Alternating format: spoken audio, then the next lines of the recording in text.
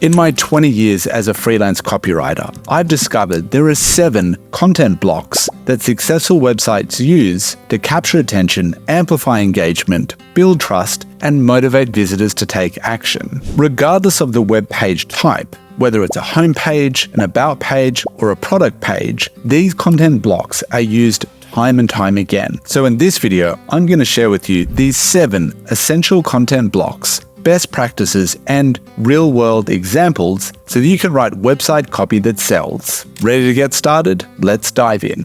So any website is really just a series of blocks, or as we like to call them, content blocks.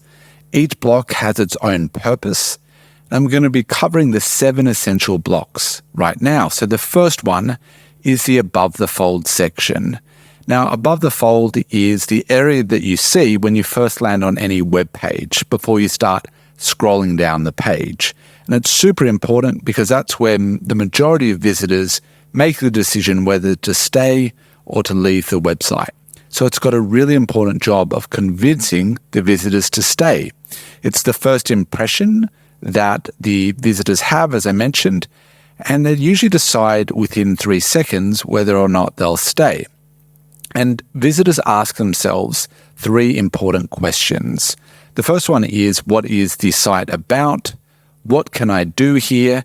And is this what I'm looking for? So ideally, you want to make sure that you answer these 3 questions in the above the fold section.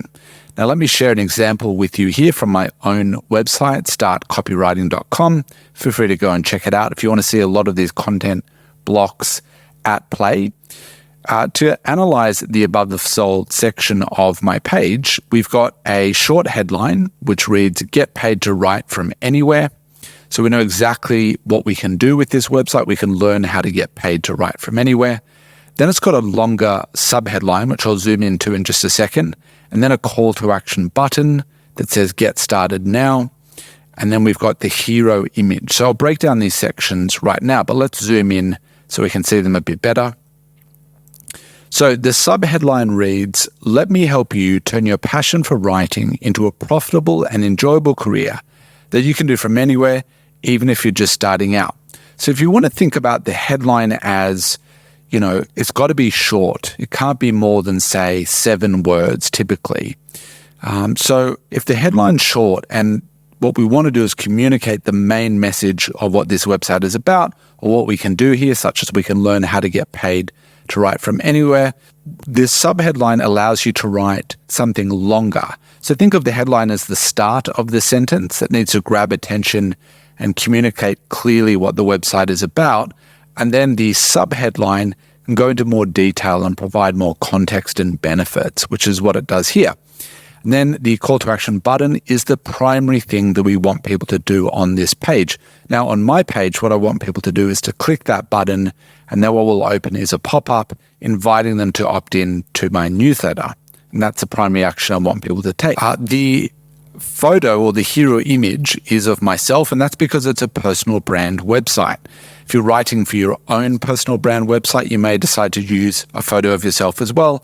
If you're writing for, let's say, a business that has many products or services, you could use photos of customers or clients.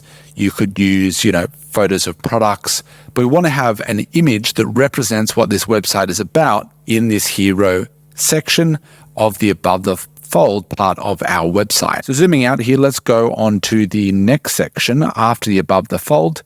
Now, these aren't always in particular order. These are just elements you could have in any order on the page, or blocks you could have in any order. So what is social proof about? Well, social proof is evidence that other people trust, like, or value what you do. And different types of social proof could be testimonials, awards, media mentions, certifications. Think of other people endorsing the business or brand, right?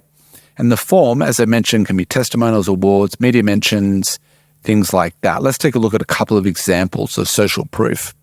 The first one here is recognizable awards.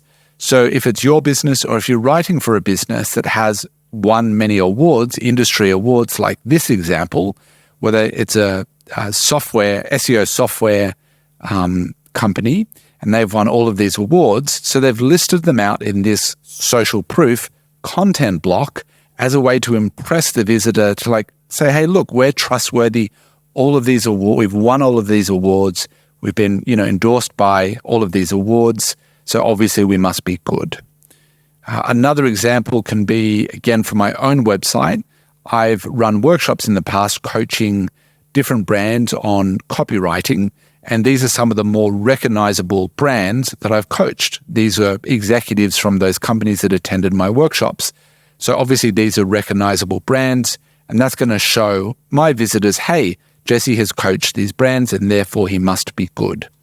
So social proof is a powerful psychological principle that you can use both visually with logos or awards or media mentions, or in a written sense, and we'll get to testimonials in a minute, to show people that, hey, it's not just me who says I'm great or this company is great. Other people also say that, and that helps build that trust and that credibility with our visitors. Another really important content block is why choose us.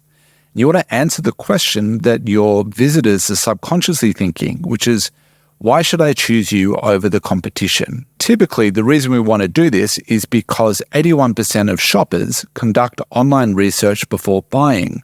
So they might have 1, 2, 3, 4, or even 5 of the competitors' websites open as different tabs if they're looking to buy a particular product or service, and they're comparing them all. They're trying to find reasons, I'm sure you've done it too, why is this brand or product or service better than the other ones I'm also researching? So you want to provide concrete reasons why, unique reasons why a particular, product, service, or brand is better and different than the competition. Let's look at an example. This is from my agency website. Now, the content block says, why choose Copywriting Crew? Copywriting Crew is my agency. And then I've listed 6 reasons, but you could list anywhere between 4, 6, 8, or even 10 reasons why people should choose this particular business over other businesses. And they should be unique reasons. So there should be reasons why the competitors can't make the same claims. You can read here, you can pause the video and read it if you'd like, but it's things like top-level writers we have in our agency, we have affordable rates, unlimited revisions, and all of these wonderful reasons. And they need to be written not just as, hey, we're great for these reasons, but they have to be written as benefits to the customer, because that's what people care about. They care about how this service will benefit them. So you want to list the reasons as unique, but also how do they benefit your visitors, your potential customers. All right, moving on to the next section, we've got testimonials. Testimonials are a form of social proof, and 92% of customers read online reviews before buying. I'm sure you've read reviews on Amazon. It's more believable when other people say we're great, just like social proof, than it is when we say we're great. And that's called third-party endorsements. Now, what type of testimonials should you use?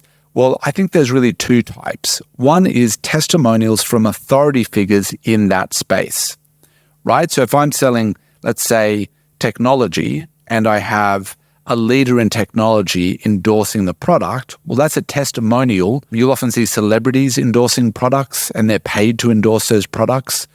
But that is a way of a celebrity being the authority figure endorsing a product or service or a brand.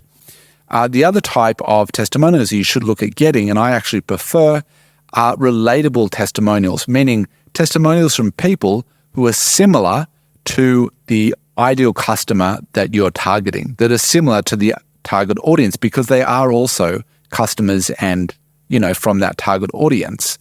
Here's an example again from my agency website. So the reason I keep using my own examples is it's actually quite difficult to find good examples. And that's a real opportunity for you as a copywriter, because so many businesses don't have good testimonials, don't have good social proof.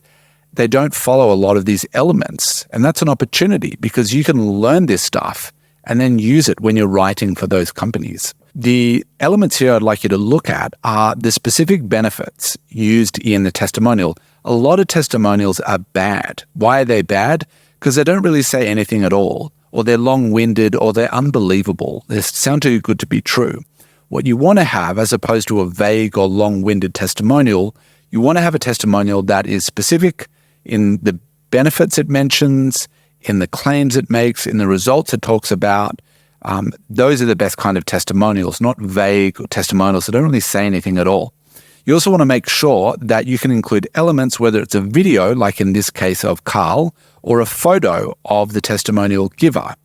And also if you can include their name, any other information that identifies them as a real person, like we've got his role here at the company and his website. Anyone can check out Carl and go, that is a real person. It's not a fake testimonial. And of course, a video is undeniable that that's a real person. Then if you want to pause this video to read the testimonial, you can, but it talks about clear and specific benefits that he received from working with us, as opposed to vague statements that don't really mean anything. So keep that in mind when you're selecting testimonials from your client. You want to select the ones to use that have these elements, because a client might give you lots of testimonials, but they might not be saying anything at all. And those ones aren't impressive, and we don't want to use them in the copy that we assemble. Okay, moving on to the next part is a lead magnet. What is a lead magnet? It's a free, valuable piece of content that solves a problem that your audience is going through. I'll show you an example in a second. What types of lead magnets should you create? Things like checklists, templates, guides, videos, or even webinars. I think of lead magnets as short content, snackable content, meaning it might, if it's a PDF or a checklist, it might just be one page or even, 3-4 pages. We don't want to be, creating a huge guide. Lead magnets are free, so they should be valuable, but they don't have to be super long. And the purpose of having a lead magnet is you want to capture emails of people that are not yet ready to buy. So if you think about it, most people, when they land on a website the first time, they're not yet ready to buy. And they'll visit and they'll leave without taking any kind of action, without buying. What we want to do is capture their name and email so we can send them the lead magnet, free, valuable content, and then follow them up with an email sequence, which you as the copywriter can write, that nurtures that visitor until they're ready to buy, right? And that's why we have lead magnets on lots of different types of web pages that we write for. Here's an example of a lead magnet, and the elements here are what I want to point out. So we've got the lead magnet title, which reads, download the top 10 tasks you should outsource to a virtual marketing assistant for free today. Now this website, this is a content block for a lead magnet. So this website is offering, virtual assistants as a service. And this is a free lead magnet that's promoting virtual assistants, right? All the reasons or tasks that you could outsource to a virtual assistant. We've got a lovely digital image here. It's an attractive guide that we might want to download just by looking at it. We've got the call to action button, which is bright colored, and download now is good copy to use because it promotes urgency. Do it now. And then we've got a little bit of copy in the middle here that talks about what's inside this lead magnet. If you click on that download now, you'll get a pop-up asking for the name and email address of where they can send the lead magnet to. So a great way of capturing their contact details. Moving on to the next one is FAQs, and you often find these at the bottom of web page. The next content block is FAQs. Now, why do we want to include FAQs? Because they're great for answering questions and also overcoming potential objections that our visitors might have about purchasing. So often the reason why people don't buy something online is they've got some questions or they might have some objections in their mind. If we can answer those in the FAQ section, overcome all of their objections, answer the common questions that we know people are asking us, then we have a much better chance of converting those people into customers. It also helps to boost trust because we're answering their questions transparently, and you can even boost SEO. I can talk about that in a minute, but if you do a Google search, you'll see on the first page of Google, there's a people also ask page on Google. And what that is the common questions that people have about any topic.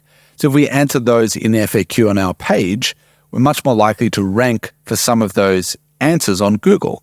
So it can be a good SEO strategy as well. Here's an example from that same website that had the lead magnet offering virtual assistants, and some of the frequently asked questions. This is the content block. It says frequently asked questions, and then they've got, these are just some of the questions. There was many more. And if I click on any of these, you'll see the drop down arrow here. If I click on any of these questions, it will reveal the answer, which is a way of organizing them in a efficient way. People can just click and see the answers, and then, this is going to help them overcome their own objections and then make that purchasing decision to sign up and get their own virtual assistant. All right, moving on to the next content block, and this is the final content block I want to talk about, number 7 in this video. And this is the final CTA, or the final call to action. Did you know that 70% of visitors will scroll down the whole web page until they reach the bottom? And that's because most people are scanners and scrollers. When they arrive on web pages, they scan down. I'm sure you've done it as well, scanning and scrolling down the page, looking for information that interests them. They'll keep scrolling until they hit the bottom. And that's a great piece of real estate, the bottom of your website, because that's where a lot of people end up. They'll see the top in the above the fold, they'll scroll all the way to the bottom, and they'll see down the bottom where that footer is. So we want to put above the footer of the web page is some copy that's the final call to action. And that's the number one thing you want people to do on that web page, right? So we often have it in the above the fold section, but we also have it in the bottom part of the web page. It's a great opportunity to get people to take action. So in the final call to action, this is just above the footer of the web page.